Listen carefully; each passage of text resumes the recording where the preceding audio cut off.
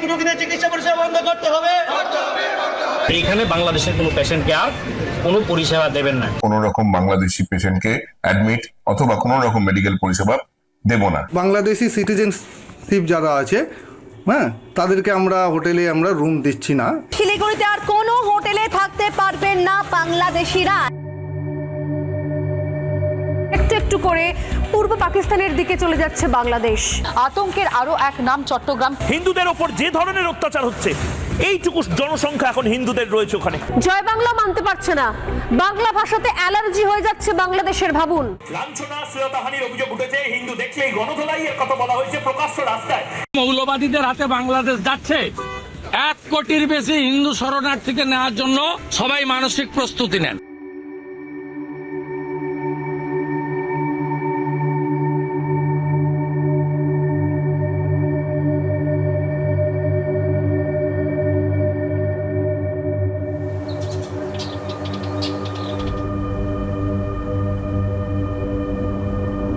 I am Deepak Kumar Goswami, a theatre artist and activist.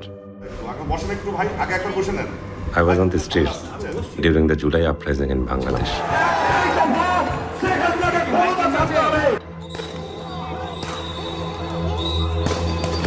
The movement that ended 15 years of fascist rule of Hasina. As a result, she fled to India. Hasina was not alone. It is estimated that around 45,000 Awami League activists have fled to India along with her. আমরা ভারতকে যে দিয়েছি সেটা ভারত সারা জীবন মনে রাখবে। সেই জন্য শেখ হাসিনা টিকে রাখার জন্য যা যা করার আমি ভারতবর্ষ সরকারকে সেটা অনুরোধ করেছি। This is the same Hasina who, with India's support, held on to power in Bangladesh for more than 15 years without any proper election. During the July movement, more than 1,000 people were killed in a single month. According to the United Nations Human Rights Council report, this constitutes a crime against humanity. This is the same Hasina who used her killer squad to abduct hundreds of opposition activists and dissenters and kept them in secret prisons. In her 15 years, many of them never came back and are feared to have lost their lives.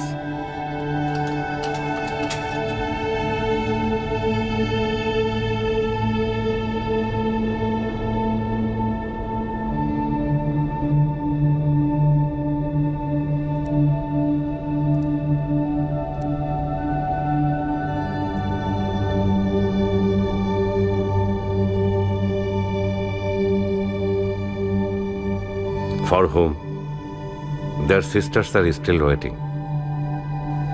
Mothers are still crying.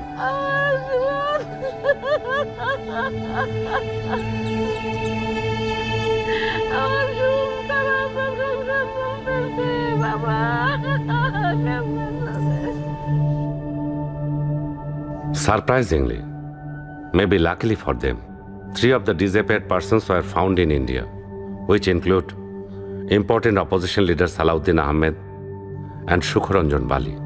Before they were found in India, they were kept in secret prisons in Bangladesh, run by US-sanctioned RAB and notorious detective branch of Bangladesh. Indian media has portrayed Hasina as a protector of Hindu interests in Bangladesh. As my name suggests, I come from a Hindu family. As a minority myself, I have seen the complexities firsthand. When we were children, our Muslim friends would point at black ants and call them Muslim ants, while the red venomous ones were called Hindu ants. We grew up in that kind of condition. The reality is that minorities live under constant psychological pressure everywhere.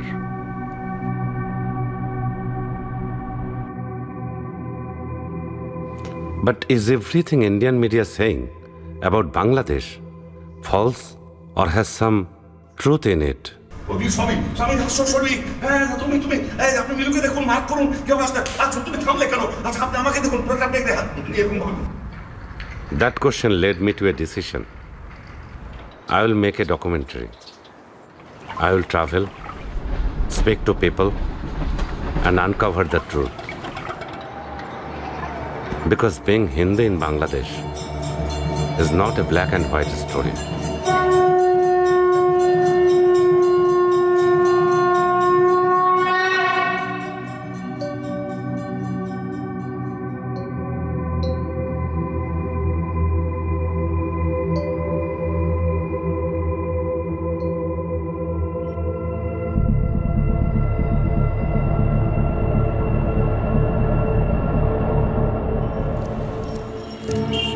The scenes you are watching now are from Hindu populated Shakhari Bazaar.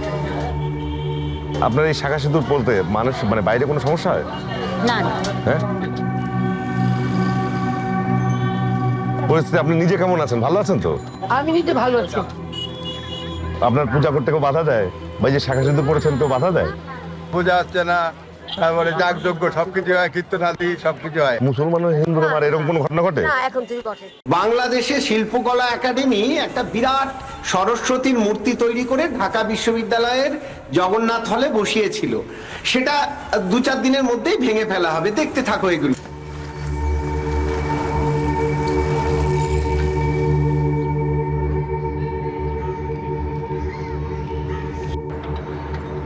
It has been said that the idols at Jagannath Hall will be demolished.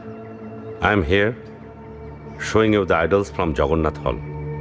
But once again, I am not trying to say that the life of Hindus in Bangladesh is simply black and white. এখন বাংলাদেশের হিন্দুদের সবারই হয়তো এই প্রশ্নের সম্মুখীনটা হতে হয়, আমাদের অধিকভাবে মানে আমাদের বেশি পরীক্ষা দিতে হয় আমরা কতটুকু দেশপ্রেমিক, সবসময় দিতে হচ্ছে যে একটা হিন্দু উনি ভারতের প্রতি ক্লিঙ্গি কিনা, বাংলাদেশের প্রতি কতটুকু ওনার দায়িত্ববোধ আছে, এই প্রশ্নটা সবসময় দিতে হয়। সেই দৃষ্টিকোণ থেকে এখনো আমাদের যারা, আমরা শুধু হিন্দু না, বৌদ্ধ বলেন, খ্রিস্টান বলেন, এটা তো আর হিন্দু হল না, মুসলিম হল, এখানে অন্যান্য ধর্মের লোক, সবাইকে একটা প্রশ্নের সম্মুখীন হতে হয় যে আমরা কতটুকু বিলং করি বাংলাদেশে। রাষ্ট্রদ্রোহের মামলায় গ্রেফতার হিন্দু সম্প্রদায়ের সংগঠন ইসকনের বহিষ্কৃত নেতা চিন্ময় কৃষ্ণ দাসকে জামিন না দেওয়ায় ক্ষুব্ধ অনুসারীদের চালানো তাণ্ডবে সব শেষ আলিফের। স্ত্রী হলেন বিধবা, তাসকিয়া হারালেন বাবা।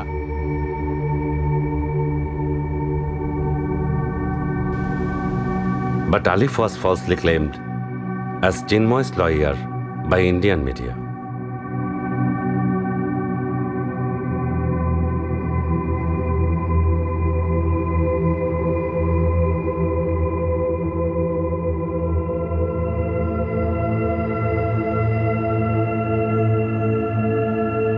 Internationally recognized news platforms like BBC and Al Jazeera have highlighted numerous such rumors about Bangladesh in their reports.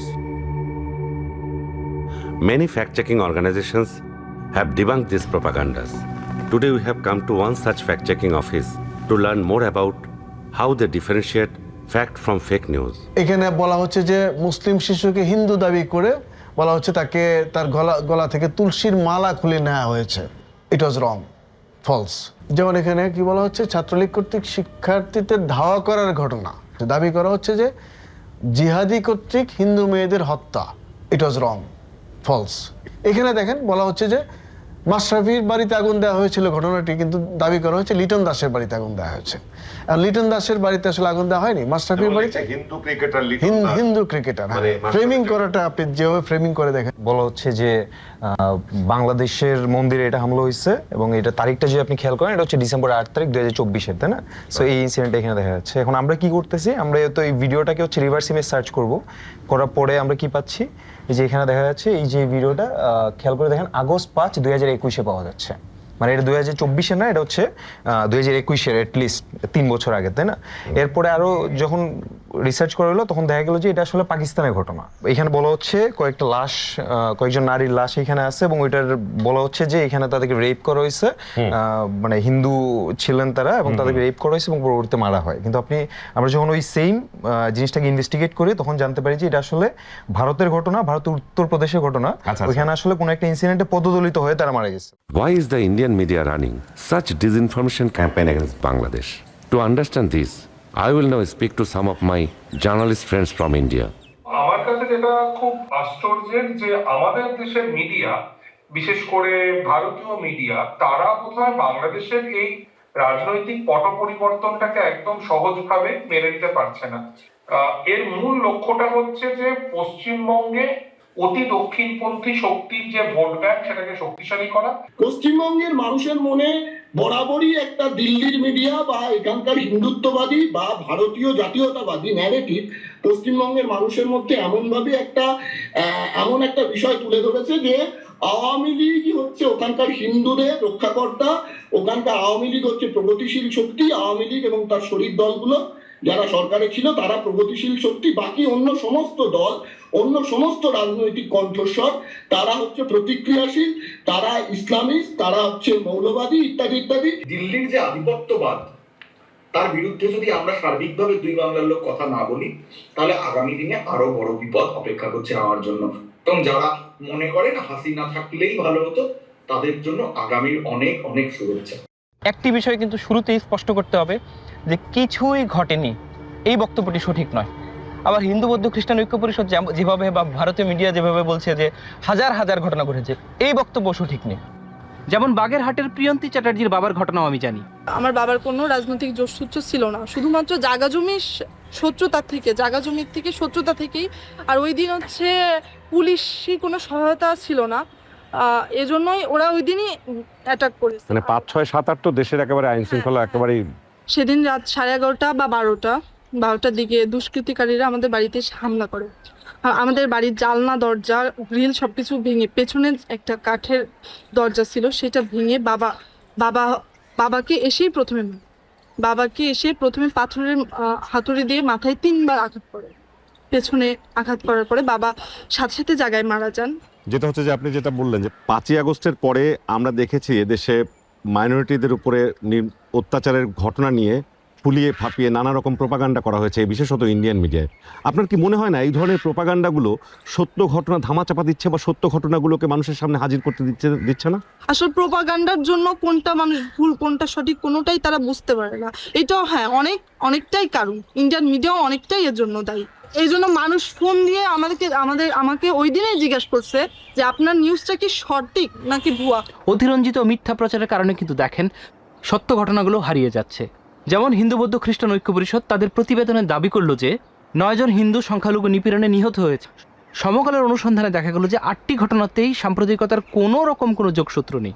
সরকার কিছুদিন আগে মনে হয় বলেছিল যে ইতিমধ্যে 70 জন বা 90 জনকে। হ্যাঁ, গত পরশুদিন পুলিশ যেটা জানিয়েছেন সর্বশেষ ডাটা, সেটা পুলিশের ভাষ্য অনুযায়ী সেটা হচ্ছে 100 মামলা লস হয়েছে, এর মধ্যে 100 মামলায় 112 জন গ্রেপ্তার আছে। রিপন চন্দ্র শীল অভ্যুত্থানের আগে 4 আগস্ট শহীদ হয়েছে।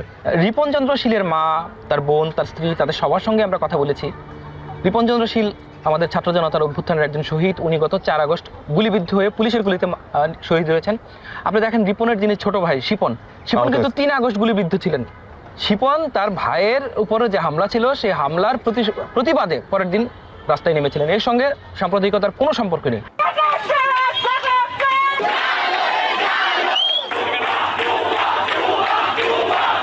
Based on Razib Ahmed's comments, I spoke to local journalists in Hobbyganj and received videos of the protests. After verifying all the videos and speaking to people, it's clear that Ripon Chandra Shil was a BNP activist, which is the political opponent of Hasina's Awami League, and was killed by Hasina's police. But it was falsely claimed that Ripon was killed as political vendetta after Hasina fled on August 5. ছাত্র আন্দোলনে যখন গেছে তখন হিন্দু আর ধর্মের কোনো ছিল না, সব নামছে। আপনি কোনো জাতের কোনো প্রশ্ন ছিল না ওই দিন।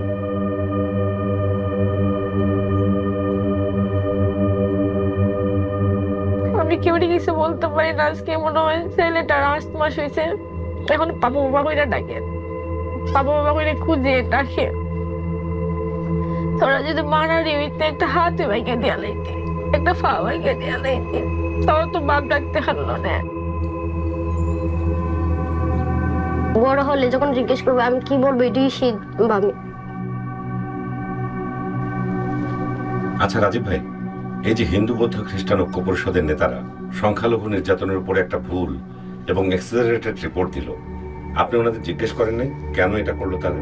ওই রিপোর্ট করার সময় আমরা হিন্দু বৌদ্ধ খ্রিস্টান ঐক্য পরিষদের যিনি নেতা মনীন্দ্র কুমার নাথ এবং এই যিনি প্রতিবেদনটা তৈরি করার যে কমিটি ছিল, তথ্য সংগ্রহ কমিটি, ফ্যাক্ট ফাইন্ডিং কমিটির যিনি সদস্য সচিব ছিলেন, তার সঙ্গে আমরা তখনই কথা বলেছিলাম। ওনার সাক্ষাৎকারটা লাকিলি আমরা এটা রেখেছি। ওনার সাক্ষাৎকারটা আমরা শুনতে চাই। আমাদের রিপন চন্দ্র ছিল, উনি অভ্যুত্থানে শহীদ হয়েছেন গুলিতে, তো এটারে কি দাদা আমরা সংখ্যালঘু নিপীড়ন বলতে পারি কিনা? আবার যেমন ধরেন নবীনগরের যে ঘটনাটা অ্যারেস্ট হয়েছে, ওদের ফ্যামিলি, ওর মা রূপালীর সঙ্গে কথা বললাম, ওইখানে যে ঘটনাটা ঘটছে, সে মোটরসাইকেল ডেড বডি তো নদীতে ভাইসা গেছিল। হ্যাঁ, যে তার মায়ের সঙ্গে আমরা কথা বলছি, তার এজাহার আমরা আনছি। তার মা যে কথাটা বলছেন সেটা হচ্ছে যে সে একটা মোটরসাইকেল বিক্রি করছিল স্থানীয় আশিক এবং জুয়েলের কাছে, তো সেইটা 30,000 টাকা সে পাওনা ছিল, সেটা সে দিচ্ছিল না, এই নিয়ে তাদের মধ্যে ঝগড়া হয়েছে এবং আগের দিন একটা মোবাইল কুড়াইয়া পাওয়ার পর সেটা নিয়ে বিক্রি নিয়ে টাকা নিয়ে তাদের মধ্যে সমস্যা হয়। এরপর তারা হত্যা করা হয়। বাসা থেকে তারা ডাকি নিয়ে গেছে আশিক এবং জুয়েল হচ্ছে Jewel Das.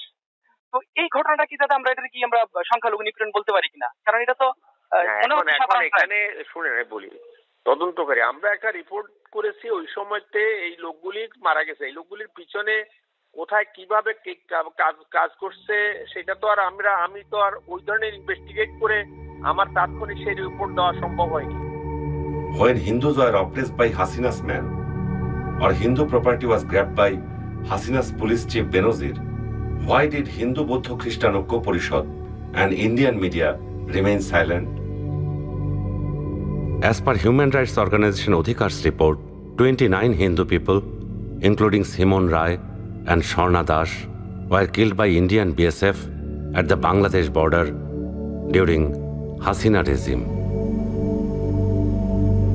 She is the mother of the victim, Sharna Das, who was killed by the Indian border guard. After losing her daughter, she is totally broken. If the Indian media is honestly concerned about the minorities in Bangladesh, I would also like to know their thoughts on the minorities of India.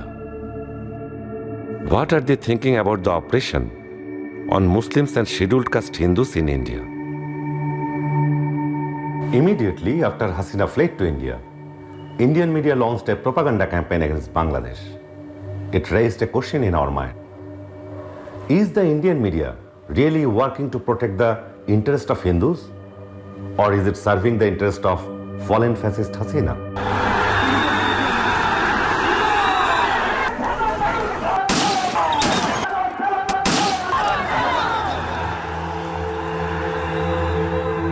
Let's think about Hridoy Chandra Torua. Did the Indian media protest when Hasina's police shot and killed Hridoy Chandra Torua? এই হৃদয় তরুয়াদের বাড়ি কোনটা? ওইটা? আচ্ছা,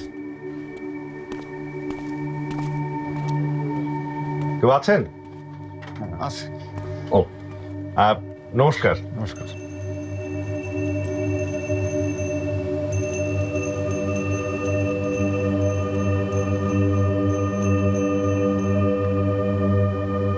সন্তানকে আমি কোনোভাবেই ফেরত পাবো না।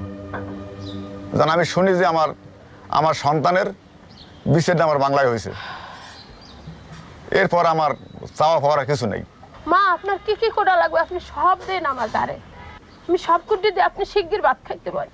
চুলাটা ধরাইতে চাল দুঃখ কয় মা আপনি মাপিয়ে থইন, আমি দুইয়ে ছড়াইয়ে দেবো। ওর মতো